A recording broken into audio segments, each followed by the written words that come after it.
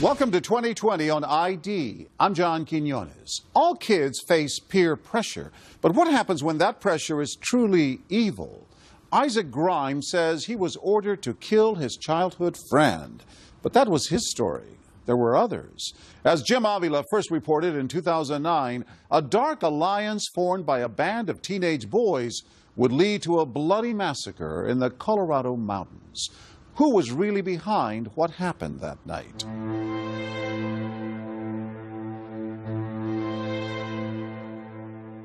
This was a very violent crime scene. There had been a whole lot of terror happen in that home.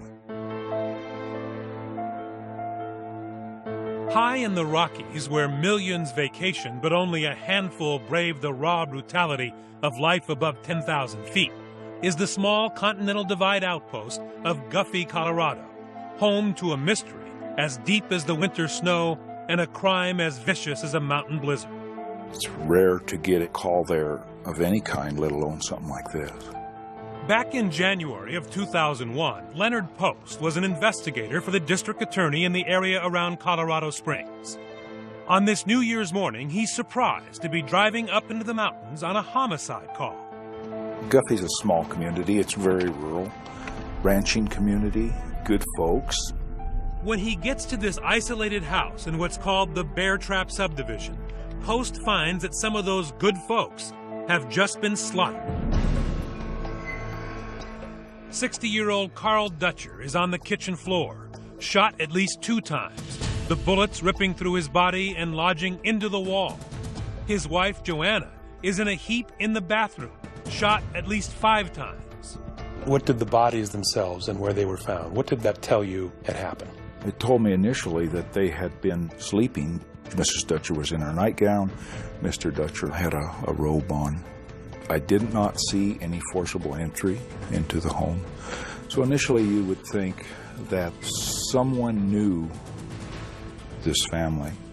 And according to the neighbors, there is someone extremely close to the Dutchers staying here, their 15-year-old grandson, Tony. But Tony is nowhere to be found. Not long after, the county sheriff meets up with Tony's mother, Jennifer Vandresar, in this interrogation room.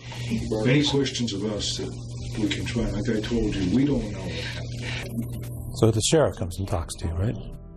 Right, and I'm like, where's my son? It's really mixed. I can't decide if I feel better that my son wasn't in the house, or if I feel like confused if he wasn't there. Do you know what I'm saying? I hope he just saw something and got scared and ran. That's what I hope. And then it dawned on me, he thinks my son did this. Did he have any firearms? No, he does not own one. Do you know how to use them? His grandfather showed him how.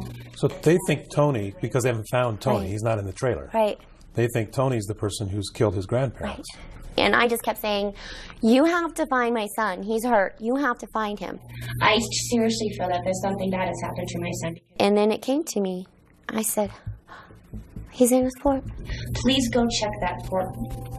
The fort, she explains, is a makeshift campground 100 yards up a hill, overlooking the Dutchers' home. When investigators get there, they confirm Jennifer's worst fears. They find her son Tony is a victim, not a killer. Leonard, you need help? Yeah. The boy is dead in his sleeping bag, his throat slashed to the spine. And I thought I saw a knife over there someplace. So there was a very bloody, messy scene. Yes, it is. How old is this kid? Supposed to be about 14. Was there evidence of a fight? No evidence whatsoever.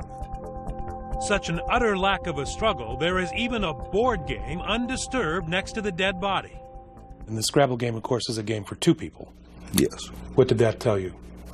exactly that. Who else was here with Tony?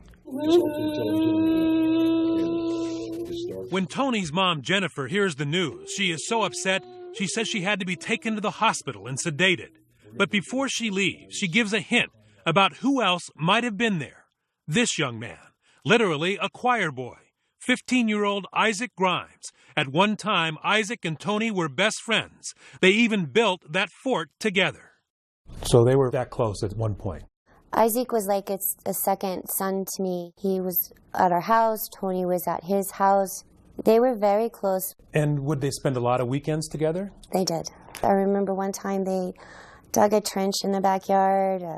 They'd go camping. Just fun boy stuff.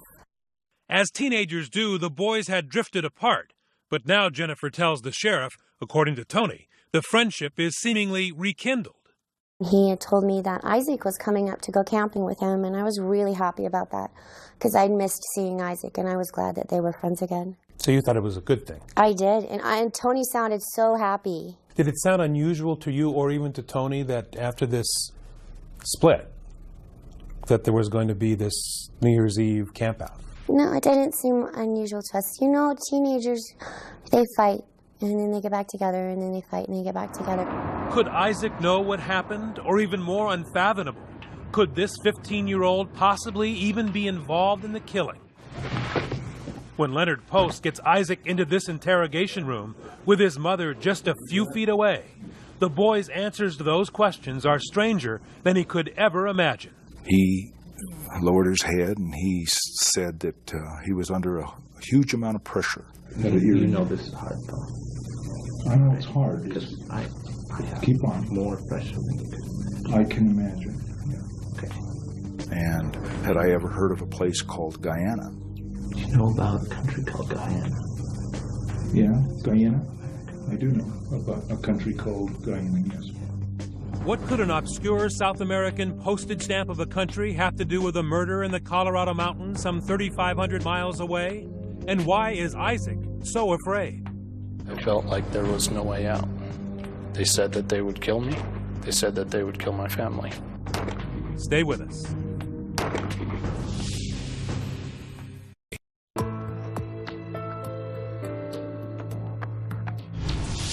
Teenagers Isaac Grimes and Tony Dutcher had been best friends. Now, one is dead along with his grandparents, and the other might be the murderer. As investigators try to get to the bottom of the case, they're left wondering what went wrong between the two boys. Once again, here's Jim Avila. The boys come from good families. That's the part of this that really bothered me. This could happen to anybody. I did a horrible thing, but I cannot take that back. So how did Isaac Grimes, this apparently normal, innocent-looking 15-year-old, get involved in something so horrible? He was just a quiet teenager at Palmer High School, Colorado Springs, Colorado. It's like any other campus, full of teenagers trying to find their identities. Fitting in, though, didn't come so easy for Isaac. I wasn't a people person. So you want Mr. Popularity at school? No. This is the first time Isaac Grimes has ever spoken about what happened back then, back when everything was still normal. Your parents describe you as a sweet boy. Sweet, maybe, but strong-willed all the same. Did Isaac have a group? Was he in the jocks or the... No. Anything like that? He didn't fit in with any of those groups, and his grades weren't good enough to fit in with the regular smart kids. So he was by himself? Well, except for Tony. Long before they would be linked in a sensational murder case, Tony Dutcher had been Isaac's best friend.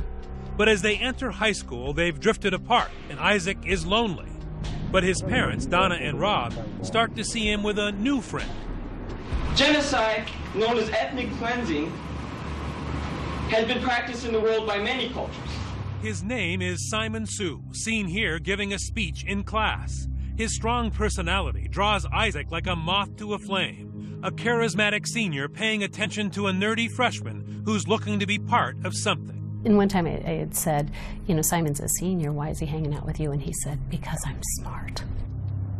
Isaac and Simon began a schoolyard friendship that would last up until the murders, broken apart by two very different stories about what happened New Year's Eve deep in the Rockies. Isaac Grimes' version would send chills up the spines of hardened detectives. What would you have done for him? Murder. So pretty much anything? Yes. It begins innocently enough. According to Isaac, video games and chess matches. Before long, though, fun and games are over. Simon introduces Isaac to two of his other friends, John Matheny and Glenn Urban. And according to Isaac, the four teens become more than high school buddies. They are lured into a boys' club bent on isolation and terror. At first, it was a very lot of compliments, like, you're one of us, you're cool, you're part of the group. You're one of the band of brothers. Right. According to Isaac, he learns this band of brothers actually has a name, OARA, Operations and Reconnaissance Agents. On paper and in Isaac's mind, they are more than just 4 members, too, all organized in a paramilitary structure with Simon in command. I started out as a lieutenant and then became a major and then a lieutenant colonel. Why did you want to be part of this group? To have friends, to be part of something bigger, something good. And what was the big organization's mission? He was a little fuzzy on that one. He sold the big organization as his parent company, basically, and then he had a small part of it, and that was what I was getting into. He didn't know that he was getting involved in a cult, of course. I mean, he thought that he was affiliating with boys and doing something important. Dr. Kathleen Mann is a national expert on cults, a label she has no problem attaching to Simon Sue's OARA. This is the way that all these groups work, is that they get you emotionally invested, and then they start to disclose their inner purposes, and by the time you figure out what's going on, you're involved. In this case, involved in something increasingly militaristic. According to Isaac, Simon trains them for violence, shooting practice at a range like this, showing them how to clean and dismantle firearms. Then Isaac says he learns Simon, whose family is from the small South American country of Guyana, is actually getting them ready to help put down a threatened, possibly just imagined, coup attempt in a place few Americans can find on a map. News of what happened shocked this nation and the world. In fact, Guyana is best known for a cult tragedy of its own. A congressman on a fact-finding trip to the South American nation of Guyana was ambushed, shot, and possibly killed. The murder of American Congressman Leo Ryan, and the subsequent murder-suicide of People's Temple leader Jim Jones and 918 of his congregation who followed him from California to the jungle outside Jonestown, Guyana. It remains the largest mass suicide ever. Guyana was supposedly the headquarters of the group. The group was based there. And what, if anything, were you guys supposed to do or be ready to do? To be called up into service. Simon said he might send us down there to fight. 15-year-olds? Yes. And did you believe that? I believed that he would, if the necessity came up. Why doesn't somebody just walk away? How can you? You can't walk away. You open the door and you walk away. You cannot. It is, you don't understand the power of the situation, the power of indoctrination. Isaac's parents say Simon preyed upon their son, stalked him, and turned innocence into evil. So he was emotionally vulnerable at that point. Oh, yeah. Now that you look back on it, do you think that was attractive to Simon? Oh, yeah. It's a shark in the water thing. You smell blood, and I think Simon smelled blood. And that is Isaac's story. Simon brainwashed him to believe and do whatever he was told, including, as Isaac told us, kill. Not in the jungles of Guyana, but much closer to home, at that campground in the Colorado mountains, as he admits to investigator Leonard Post in the Colorado Springs Police Station interrogation room, with his mother right there. You did cut Tony's throat? Okay. Where's the knife? I don't know. You don't know? When he said, I killed Tony, what did you see in the eyes of this 15-year-old boy? I was very afraid, very sad, very depressed, but scared. So you saw remorse? Huge amount of remorse, yes. It was a moment that you won't forget. But there's just one problem. I sleep perfectly at night. I have a clear conscience. I don't have blood on my hands. Simon Sue says it's all a lie. When we return, who's telling the truth? Was Simon Sue the mastermind Isaac claims? I had been trained into obedience, like a dog at heel. Does he believe he's brainwashed? Who's not to say he brainwashes himself? And what does this third person know about it? It went from being a burglary to being a triple homicide. Stay with us.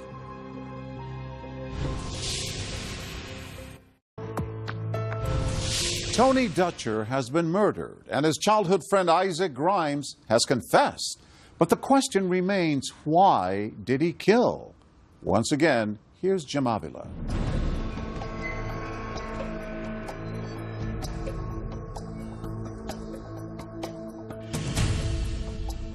I wouldn't have gone along with it if I had known the consequences or what was going on, but I went along with it. Isaac Grimes says he went along with whatever Simon Sue told him to do back when he was only 15 years old and a newcomer to Simon's group at Palmer High School, the OARA. I never knew Isaac before Simon introduced me to Isaac. Jonathan Matheny was a fellow soldier of the OARA, targeted and recruited. Another lost boy attracted to Simon Sue's band of brothers. A young man who now says they were all on the wrong path. What this says what now? Lost soul. And it sort of describes the way you're feeling? It's kind of been my whole life. It's just kind of a lost soul going the wrong direction. You know? Kind of a lost kid, lost soul. Pretty much says it all in those two words. They started losing their way when Simon supposedly asked his 2 lieutenants to go beyond the military-style exercises at the shooting range and commit a crime, home invasion. Jonathan and I broke into a target's house. It was a specific friend that Simon had from school. We burglarized that house twice and recovered weapons from there. And what'd you do with the weapons? Gave them to Simon. Isaac says Simon Sue is storing lots of weapons and telling him and the others in the OARA that it's all part of the plan to eventually help in a struggle in his family's home country of Guyana. And at no point did you think this guy's just a nutcase and making stuff up? No. Why? I'm not sure. I think I should have. Were you scared doing this? Yes. I didn't want to get caught, and I was scared of the consequences of not succeeding. Isaac says that in this mountain paradise, those consequences were made painfully clear. Like a much more serious version of that child's game Simon Says, failure to follow orders resulted in immediate torture.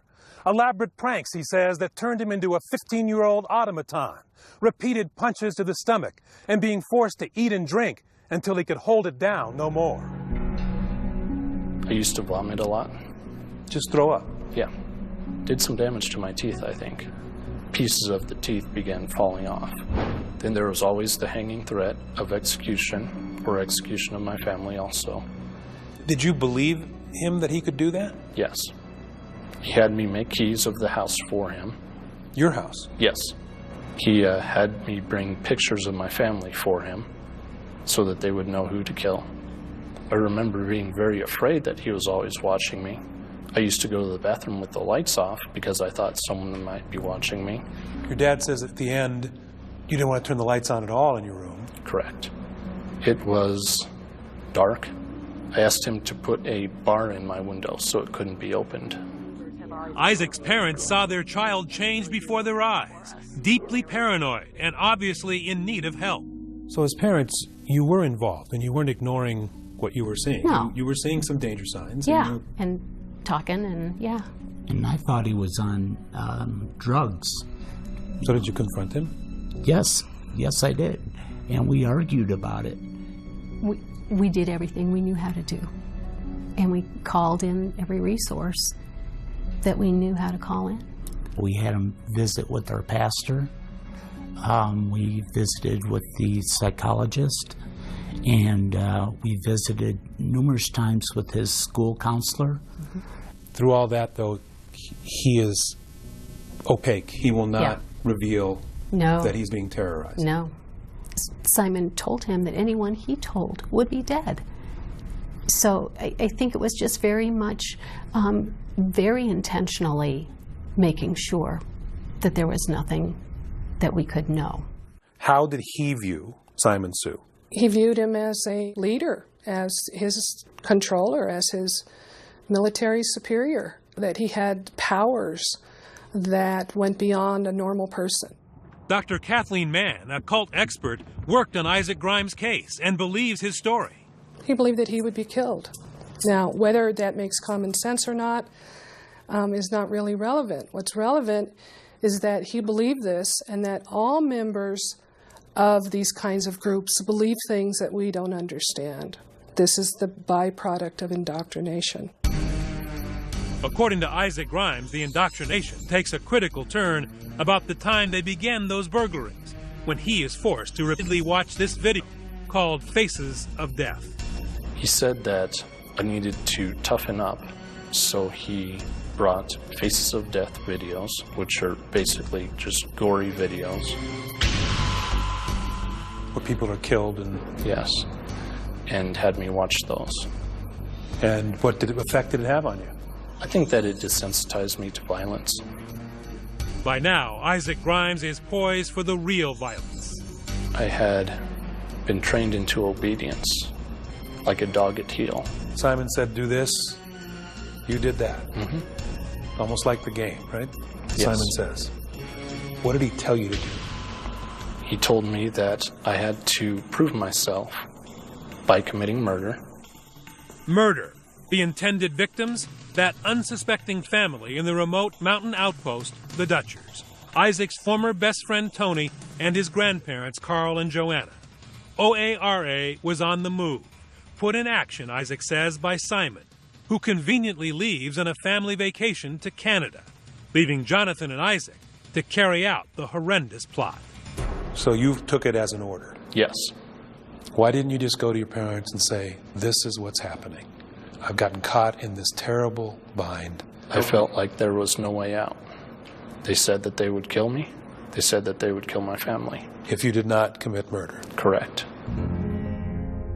The night arrives. It's New Year's Eve. Jonathan drives Isaac up into the mountains. Tony is expecting a sleepover and some games in the fort, so it's no surprise when Jonathan drops him off and leaves. They were glad to see you? Yes. They had no suspicion that you were there to harm anybody? No. After dinner, the boys climb the hill to the fort, the campground they once helped build together.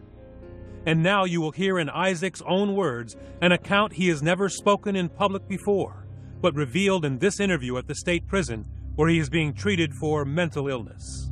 What happens up at the top of the hill? Up at the top of the hill, we talked for a while. We played some Scrabble. And then I murdered him. He was wrapped up in his sleeping bag. And I pointed out what I said was a light in the distance that I wanted him to look at. And I kept saying, well, no, you're not seeing it. So I got behind him and I murdered him from there. A cold, simple narrative that has haunted Isaac Grimes from the moment he wiped his friend's blood from the knife. The first thing I did was I looked up at the sky and I said, oh God, I did it. And what does it do to you even today? It sends sort of shock through me that I could do such a thing. How difficult is it to talk about it? I don't want to talk about it. I really don't.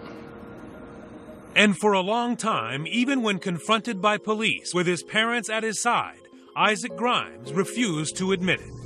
And I really want to believe you, Isaac. I do. But I've got to look at what we have found here. And some of it isn't fitting. When we come back, police tear apart Isaac's story, and the teens turn on each other. I have nothing to lose. Unknown probably the ones going to send him to jail. Who's going to think that your best friend is going to, cost you the rest of your life? Who is telling the truth? Stay with us.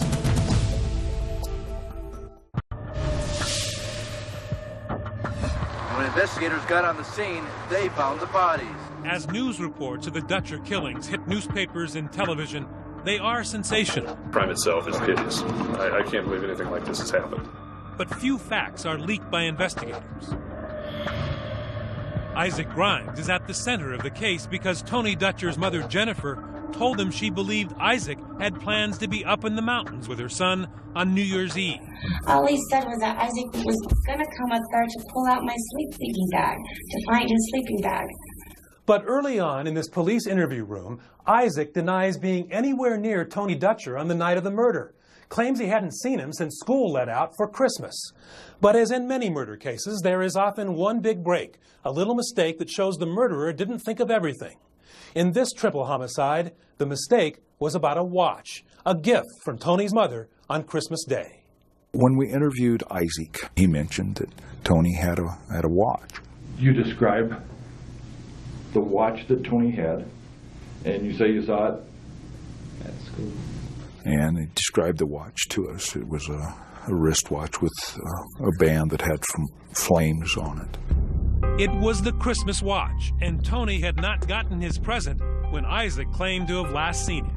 It didn't make sense. I mean, if Isaac saw this watch, he had to have been at the Dutchers. There's no other possible way. There's only one way you know that he had that watch. Because you were there. Or you saw it. That was the point where it couldn't go any further. The lies weren't being believed. The only way you could explain it was by telling the truth. Correct. I was thinking, I'm trapped. But I realized that the moment of truth had come. Were you listening when I said, like the first guy that tells the story gets the best deal? Isaac decides to try to get that best deal after some private encouragement from his mother.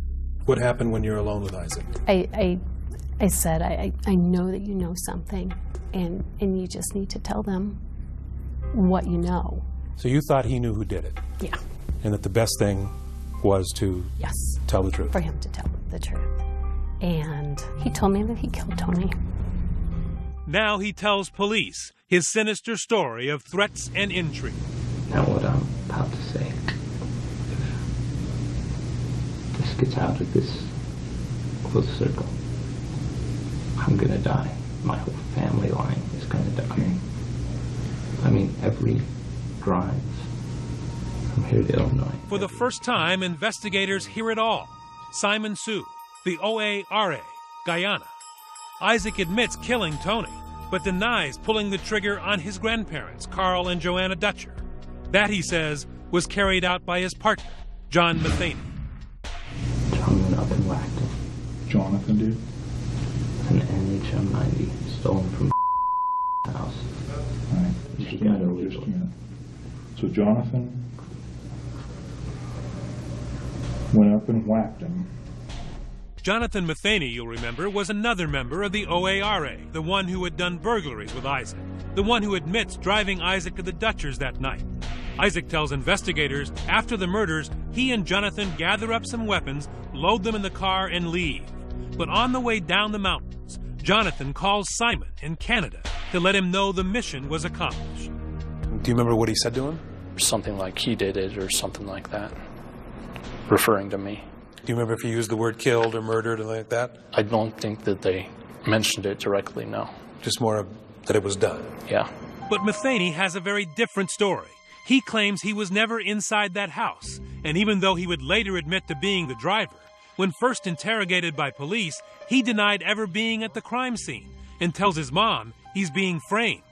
Who's Guffey, Mom? I don't even know where Guffey is. Should we get a good attorney, Mom? Because I can't do it. I don't want to pull some kind of scam or something, Mom. I don't want to rot in jail for the rest of my life for something I didn't do. Sorry. Why would Isaac say something like that? Go hard, yeah. Just make sure you get a good attorney. There was no motive other than we wanted the guns. It went from being a burglary to being a triple homicide like it is, with no point to it. I dropped him off and I've picked him up. You didn't go inside the house? I've never been inside that house. There was no evidence. There's no DNA. There's nothing to say that I was there. You didn't kill the Dutchers? Of course. Who killed them then? I can't say I wasn't there. What do we have today that tells us that Isaac is telling the truth and Matheny is lying? You have Simon Sue. At the time of the murders, Simon Sue was conveniently on vacation with his parents. But when police get him inside their interrogation room, the chess master is in check and, threatened with a harsh sentence, gives up not just Isaac, but his buddy, Jonathan Matheny. I have nothing to lose. I'm probably the ones who are going to send him to jail. I don't. Right. Hey, but that's it. And this is it. I'll testify it. That's it. It was betrayal from the top. Simon tells investigators that in that phone call right after the murders, Jonathan implicates not just Isaac, but himself. From your understanding, who killed who? Okay. Isaac killed Tony and John killed the other kid. Who's gonna think that your best friend is gonna, cost you the rest of your life? When we come back, was Simon Sue really controlling his classmates? What Charlie Manson did, that's a cult. What Jim Jones did, that's a cult. Heaven's Gate, that's a cult. What I did doesn't come to that level. Stay with us.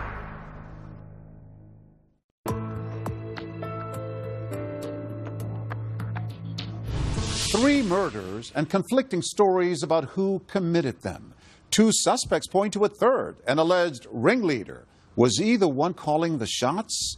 Here with the conclusion of our story, Jim Avila. His name is Simon Sue, an average student with what has been described as a brilliant mind, charismatic and controlling, descriptions he now finds insulting. I object to that notion that I'm too smart. You're a smart guy, Mr. Sue. If you look at my school records, I did poorly in school. My IQ I'm not a genius by any sort. In fact, I have an average IQ. And his paramilitary organization, built to help his political friends in his family homeland of Guyana? Simon Sue, in his first TV interview since the murders, says that is Fantasyland too. There are those who have now compared your organization and you to a budding Jim Jones. Okay. You've heard that, right? Yes, I've heard that stated before, yes. Did you have a cult? No. The definition of a cult, and Okay. you may know it, is a group of people who are led by a charismatic leader. Okay. Who takes their money. Okay. And leads them blindly. Okay. All things that people have said about you. The whole thing about a cult. Now, what Charlie Manson did, that's a cult. What Jim Jones did, that's a cult. Heaven's Gate, that's a cult. What I did doesn't come to that level. Were you a charismatic leader? Again, charisma is in the eye of the beholder, let's say. What was OARA in your mind? It was a kids group. It was just a club, a high school thing, Harmless? Harmless, yes. Very much so. Except that it did participate in burglaries to get guns. That doesn't sound too harmless to most people. No, there were burglaries. It wasn't for the aim of getting guns. Teenage boys. You come across a gun. Those were the only thing we found of value. Well, at the time. You stole guns. You're right. Simon Sue's boys' club was in fact highly organized, as he later admitted when confronted with documents from the OARA. This purports to be the OARA command structure. Yeah. Where were you on this command structure?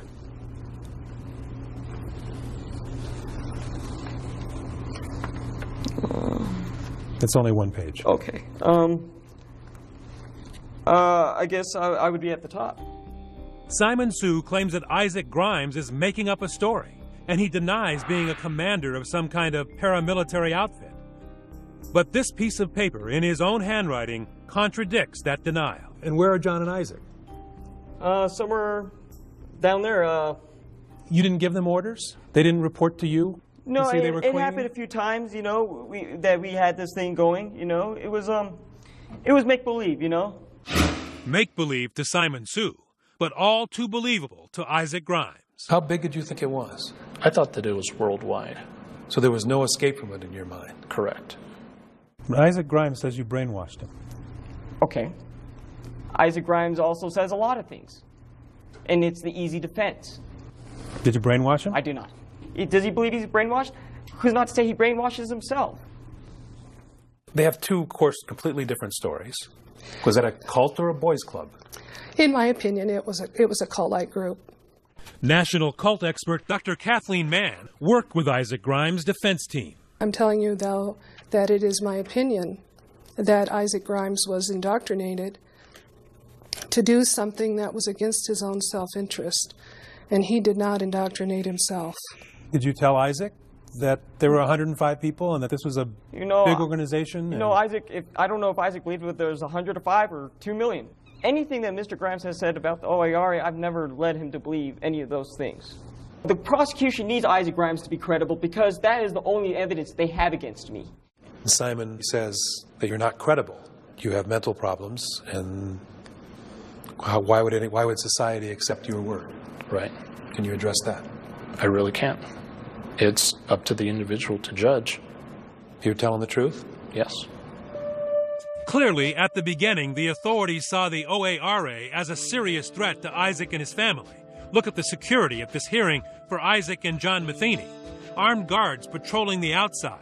Death threats and tire slashings aimed at the suspects' families prompted tight security at the Park County Courthouse. Inside, both boys wore bulletproof vests for protection from possible attacks.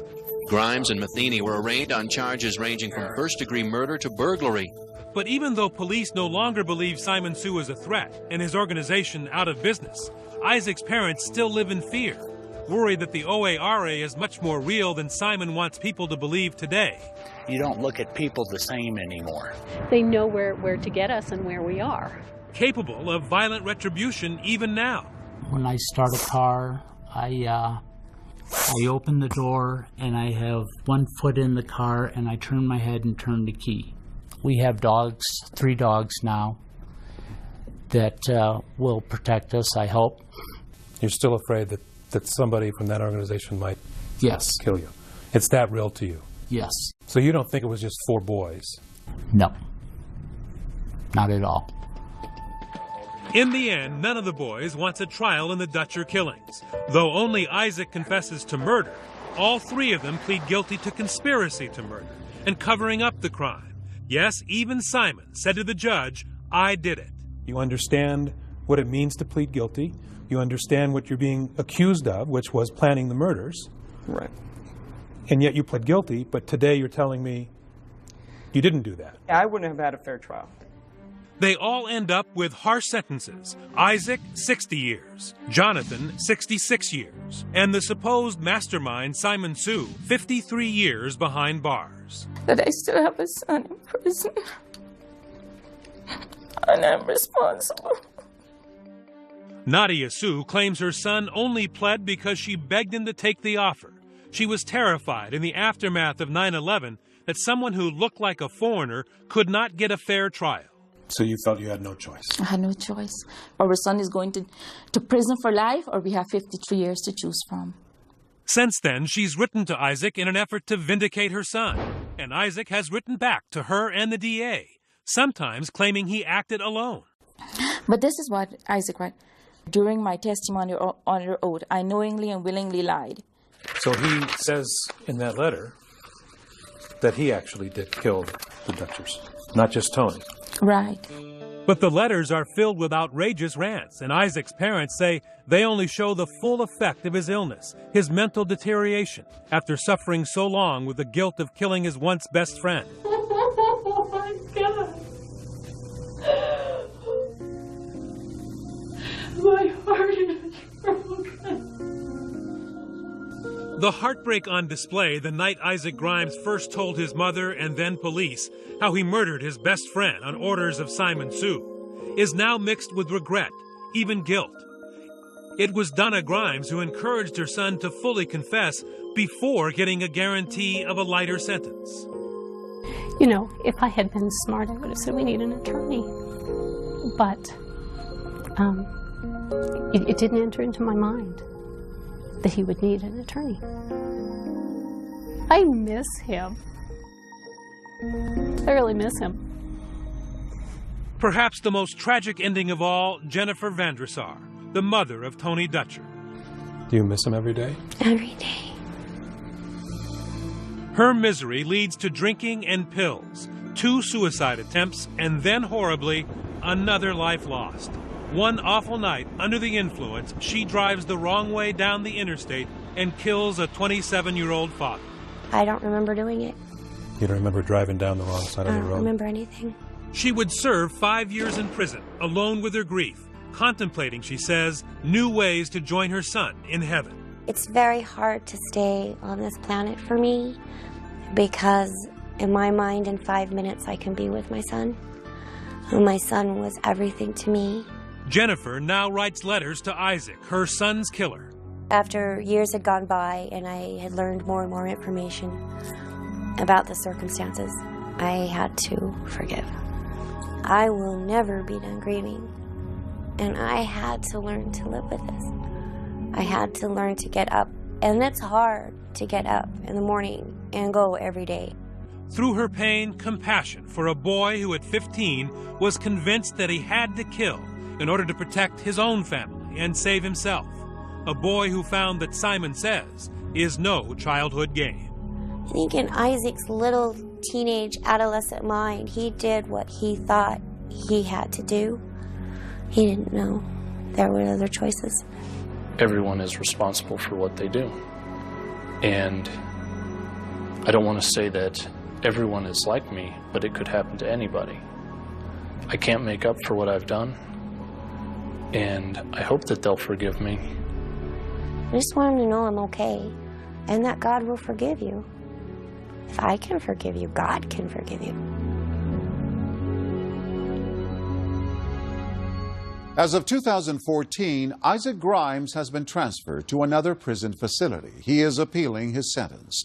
John Matheny and Simon Sue have also appealed their sentences, but have been unsuccessful.